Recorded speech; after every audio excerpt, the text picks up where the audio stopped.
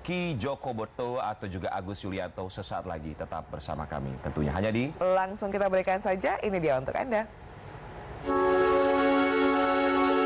Seminggu berlalu, bela sungkawa untuk Ki Joko Bodo masih mengiris hati keluarga serta kerabat dekat. Bersama duka yang menyayat, jejak-jejak hidup almarhum terus kala hijrah kembali ditapaki. Dan puji, sahabat almarhum yang mengaku menemani proses hijrah itu, mengurai ujian demi ujian yang harus dilalui Ki Joko Bodo ketika memutuskan untuk hijrah. Teramat berat ujian itu, Ki Joko Bodo ditinggalkan para sahabat, kehilangan harta benda, serta sakit yang akhirnya membawanya ke hadirat Allah. Saya dikasih kesempatan untuk mendampingin beliau di saat beliau mendapatkan satu ujian dalam menjalankan niat beliau hijrah, tujuan untuk diterima sama Allah. Saat beliau mendapatkan satu ujian yang sangat-sangat berat, beliau ditinggalkan oleh para sahabat, beliau ditinggalkan oleh harta bendanya, beliau dikasih sakit. Tapi subhanallah, apa yang saya dapatkan bahwasannya beliau selalu istiqomah menjalankan apa yang menjadi niatan beliau. Ini sih yang bikin ibu sedih tuh, orang yang ngaku-ngaku dekat sama ayah padahal waktu ayah lagi sakit itu nggak ada sama sekali. Itu sih yang bikin sedih. Cuman kalau ikhlas ya insya Allah udah ikhlas. Tak mudah untuk Ki Joko Bodo setia di jalan hijrah. Ujian demi ujian datang, terus dirinya yang dulu hidup berkecukupan harus hadapi realita tak punya apa-apa. Sementara orang-orang yang dulunya dibantu tutup mata, berpaling meninggalkan almarhum dan keluarga. Ki Joko Bodo tak ubahnya habis manis sepah dibuang.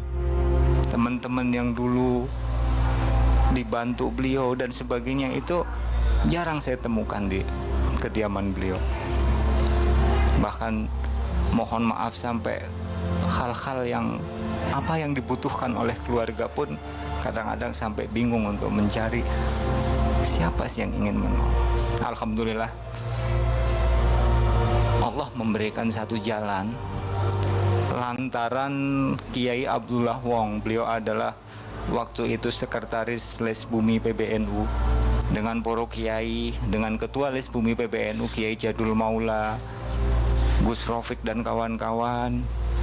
Kita bersama-sama untuk mengajak, untuk menemani, untuk memberi semangat, support, dorongan untuk almarhum. Orang jelas-jelas ayahku sama ibu aku sama keluarga kita bareng-bareng kok di akhir hidup. Ayah pun gak ada satupun misalkan teman yang emang nemenin gitu. Memang dari kita-kita aja, seperti itu sih.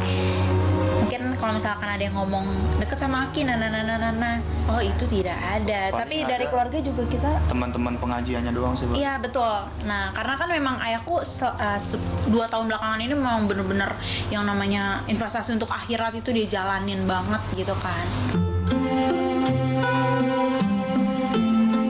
Keputusan Ki Joko Bodo untuk hijrah mengalir dari kesabaran anak-anak yang bertekun dalam agama. Sikap takwa dan taat anak-anak pada ajaran agama inilah yang menggerakkan hati sang ayah untuk meninggalkan semua kemewahan hidup sebagai ahli spiritual dan pasrah pada Allah.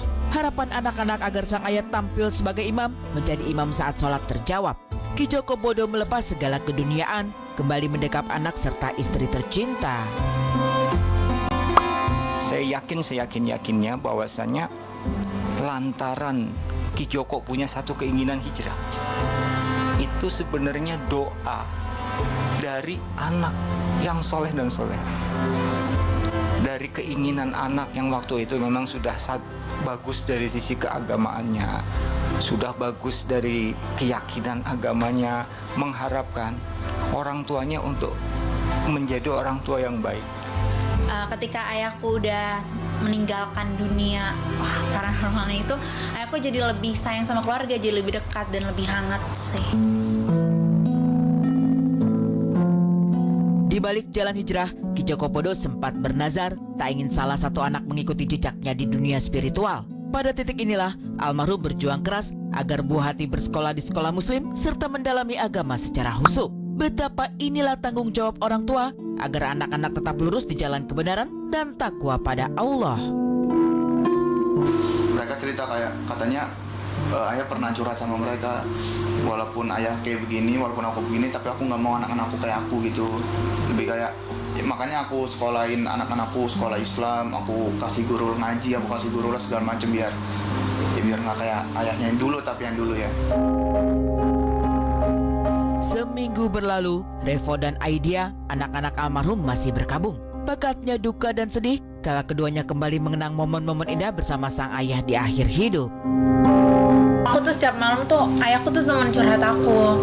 Ayahku bener-bener, kalau yang curhat tuh bukan yang memihak atau gimana, tapi ayahku nampak realita aja gitu. Dan itu sih yang aku kangenin sampai sekarang, kayak kalau malam siapa yang aku peluk, siapa yang aku cium, siapa yang jadi tempat curhat aku. Itu sih, itu yang masih, gimana nih caranya masih beradaptasi lah sama hal itu. Kalau aku lebih kangen ngurusin ayah sih, kayak mandiin ayah, nganterin ayah ke kamar mandi itu. Ya walaupun kadang-kadang sebagai anak kan kadang-kadang kayak ayo dong ayah, berat, tapi kan sekarang waktu udah nggak ada ternyata kangen juga gitu sih. Kini, kedua buah hati itu berniat penuhi nazar sang ayah membangun 99 masjid. Meski tangan belum sampai, keduanya tetap bertekad untuk wujudkan mimpi itu sebagai bentuk bakti dan cinta pada ayah tersayang. Mungkin pernah ngomong juga ayah tuh pengen buat 99 masjid ya. Itu entah gimana, tapi pokoknya kalau misalnya ada waktunya dan ada budgetnya pasti kita kabulin sih. Ya, pengennya begitu.